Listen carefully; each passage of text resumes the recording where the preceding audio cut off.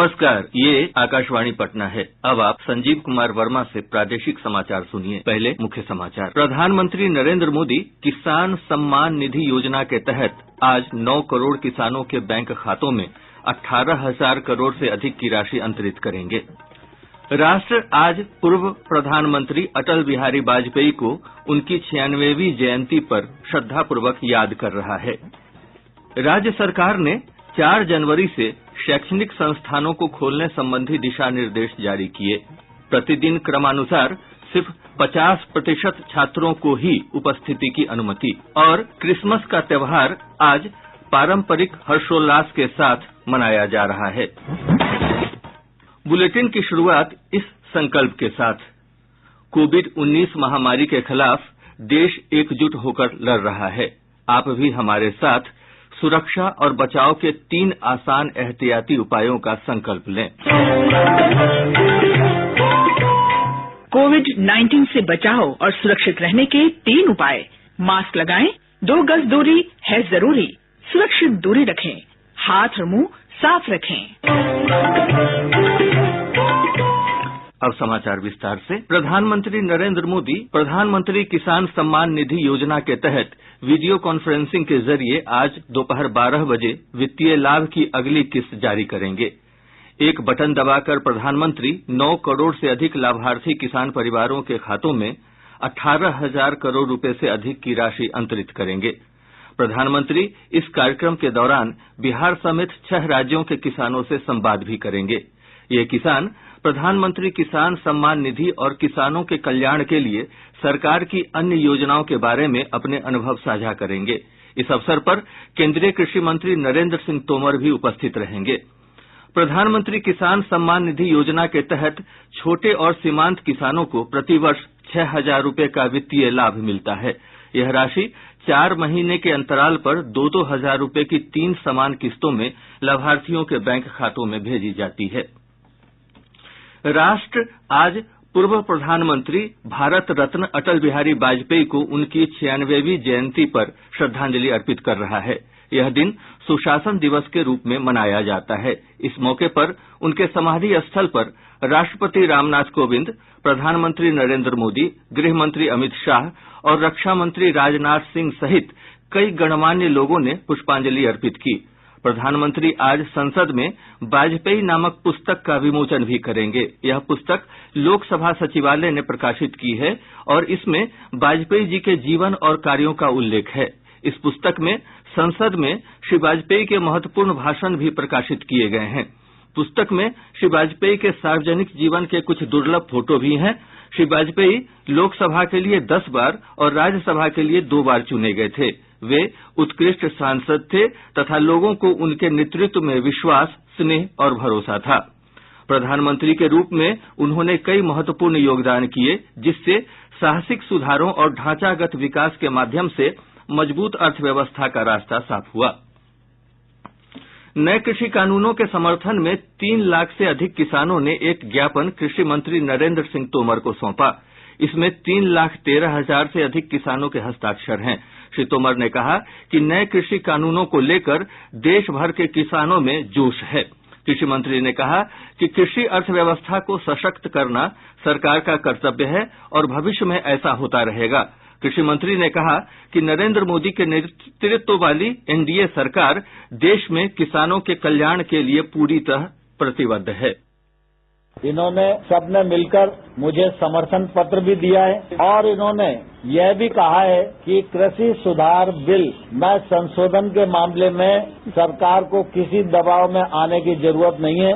ये बिल वर्षों बाद संसद ने पारित किए और इससे किसान के जीवन में खुशहाली आएगी। मैं इस अवसर पर किसान मजदूर संगठन के सभी पदाधिकारी, कार्यकर्ता सबका हृदय से बहुत बहुत आभार प्रकट करता हूं। राज्य सरकार ने सरकारी और निजी शैक्षणिक संस्थानों और कोचिंग संस्थानों को खोलने के बारे में विस्तृत दिशा निर्देश जारी किए हैं। शिक्षा विभाग द्वारा जारी दिशा निर्देशों में कहा गया है कि 4 जनवरी से सभी सरकारी और निजी विद्यालयों की 9वीं से 12वीं तक की कक्षाओं को खोला जाएगा। साथ ही सभी विश्वविद्यालयों और महाविद्यालयों के अंतिम वर्ष की कक्षाएं तथा सरकारी प्रशिक्षण संस्थान भी इसी दिन से खुल जायेंगे। कक्षाओं में क्रमानुसार एक दिन में सिर्फ 50% विद्यार्थियों को बैठने की अनुमति होगी। शेष 50% अगले दिन स्कूल आएंगे। बैठने की व्यवस्था के दौरान 2 गज की दूरी का पालन सुनिश्चित करना होगा। स्कूलों के गेट पर ही बच्चों को 2 फेस मास्क उपलब्ध कराए जाएंगे।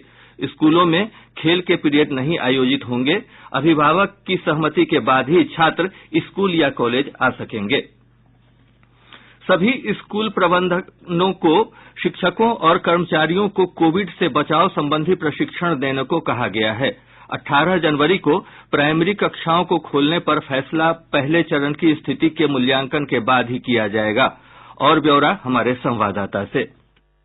विद्यालय प्रबंधन को निर्देश दिया गया है कि कोविड संक्रमण से बचाव के सभी एहतियाती उपाय सुनिश्चित किए जाएं। मास्क पहनने, कक्षाओं को प्रतिदिन सैनिटाइज करने, हाथ धोने के लिए साबुन और सैनिटाइजर की व्यवस्था करने के निर्देश दिए गए हैं।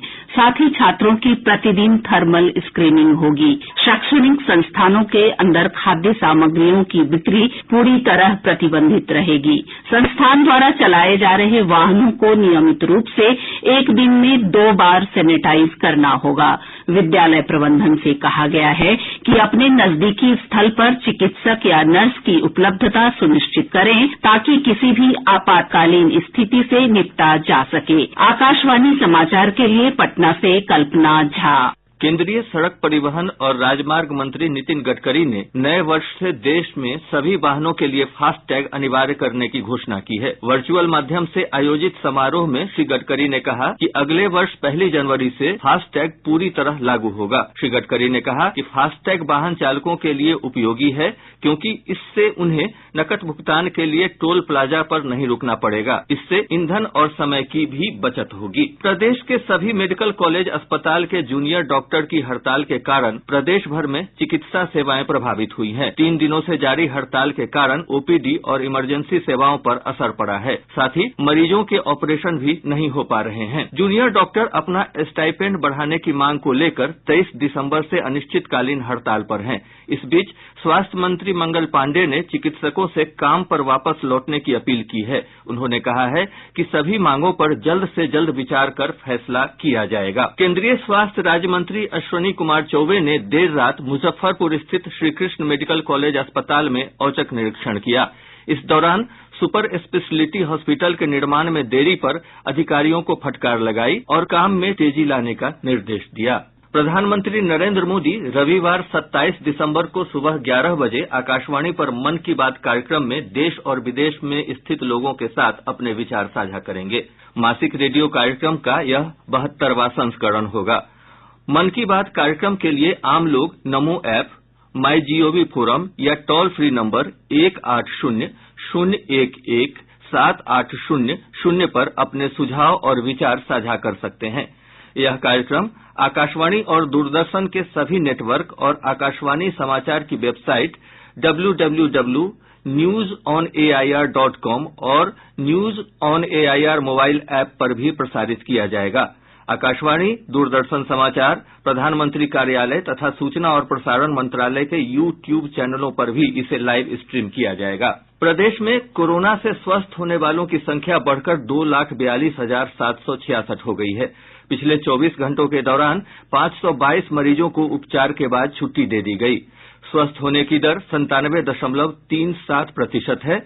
इस अवधि में 4 लोगों की मौत के साथ ही इस वैश्विक महामारी से मरने वालों का आंकड़ा बढ़कर 1,371 हो गया है। वहीं एक दिन में कोविड-19 के 668 नए मामलों की पुष्टि हुई है। कुल संक्रमितों की संख्या बढ़कर 2,49,336 हो गई है। पिछले 24 घंटों के दौरान सबसे अधिक 282 मामले पटना जिले से सामने आए हैं। प्रदेश में फिलहाल सक्रिय मामलों की संख्या 5,198 है। जाने माने चिकित्सक मानस कमल सेन ने लोगों से कोविड से संबंधित दिशा निर्देशों का पालन करने को कहा है। उन्होंने सर्दियों के दौरान विशेष सतर्कता बरतने की अपील की है। घर से पहले निकलने से पहले हमें ये ध्यान में रखना कि कोविड गया नहीं है। जितने भी हमारी दिशा निर्देश हैं इस विषय में, जैसे सामाजिक दूरी बरकरार रखना, हाथ का धोना और मास्क का सही इस्तेमाल करना, इसको हमें सदैव मन में रखते हुए तब आगे बढ़ना है। जहां तक हो सके भीड़ से हमें दूरी बनाए रखना है। घर में ही त्योहार मनाएं, इलेक्ट्रॉनिक माध्यम से सारे त्योहार मनाए जा रहे हैं, तो हम भी इसका सही तरीके से पालन करें। दुनिया भर में आज क्रिसमस का त्योहार पारंपरिक हर्षोल्लास के साथ मनाया जा रहा है। पूरे विश्व में ईसाई धर्म को मानने वाले लोग ईसा मसीह के जन्मदिन के अवसर पर क्रिसमस का त्योहार मनाते हैं। इस अवसर पर लोग क्रिसमस ट्री, रंग बिरंगे कागज के सितारों और फूलों के हारों से अपने घरों को सजाते हैं तथा उपहारों का आदान प्रदान भी करते हैं। हालांकि कोरोना संक्रमण को देखते हुए क्रिसमस के अवसर पर इस बार प्रदेश के गिरजाघरों में बाहरी लोगों का प्रवेश प्रतिबंधित रहेगा। साथ ही गिरजाघरों में सामूहिक प्रार्थना सभा का भी आयोजन नहीं होगा। श्रद्धालुओं से अपने घर में ही प्रार्थना करने की सलाह दी गई है। भगवान यीशु के जन्मोत्सव पर बनने वाले गौशाला का आकार भी इस बार अपेक्षाकृत छोटा रखा गया है। इधर क्रिसमस के अवसर पर राज्यपाल फागू चौहान और मुख्यमंत्री नीतीश कुमार ने प्रदेशवासियों को शुभकामनाएं दी हैं। अपने संदेश में उन्होंने कहा है कि क्रिसमस ईसा मसीह के जन्म की खुशियां मनाने का दिन है। यह दिन लोगों के जीवन को शांति, सद्भाव और दया की भावना से परिपूर्ण करता है। राजधानी पटना समेत पूरा प्रदेश ठंड की चपेट में है। मौसम विभाग के अनुसार कल से पूरे प्रदेश में एक बार फिर पश्चिमी विक्षोभ सक्रिय हो जाएगा, जिसके प्रभाव से औसत तापमान में 4 से 5 डिग्री सेल्सियस तक की गिरावट आने की संभावना है। मौसम विज्ञान केंद्र पटना के वैज्ञानिक सुधांशु कुमार ने बताया कि अगले 2 दिनों तक मौसम इसी तरह बना रहेगा। केंद्र सरकार ने खेलो इंडिया योजना के तहत बिहार की 10 खेल परियोजनाओं को मंजूरी दी है। इन परियोजनाओं के लिए 51 करोड़ रुपए की राशि स्वीकृत की गई है। इसके अंतर्गत पटना विश्वविद्यालय के सैदपुर कैंपस और भागलपुर स्थित बिहार कृषि विश्वविद्यालय सबौर कैंपस में स्विमिंग पूल निर्माण की स्वीकृति मिली है। इसके अलावा पूर्णिया और छपरा के जयप्रकाश विश्वविद्यालय में सिंथेटिक ट्रैक बनाए जाएंगे। इधर फर्जी प्रमाण पत्र देकर नौकरी लेने के आरोप में बिहार राज्य खेल प्राधिकरण ने सामान्य प्रशासन विभाग से जूडो की 2 खिलाड़ी ओम शांति देवी और रूपा रानी पर प्राथमिकी दर्ज कराने की अनुशंसा की है। इससे पहले कुश्ती के भी 2 खिलाड़ियों पर फर्जी प्रमाण पत्र देकर नौकरी लेने के आरोप में प्राथमिकी दर्ज हो चुकी है। अब पटना से प्रकाशित प्रमुख समाचार पत्रों की सुर्खियां। आज के सभी समाचार पत्रों ने अलग अलग खबरों को प्रमुखता से प्रकाशित किया है।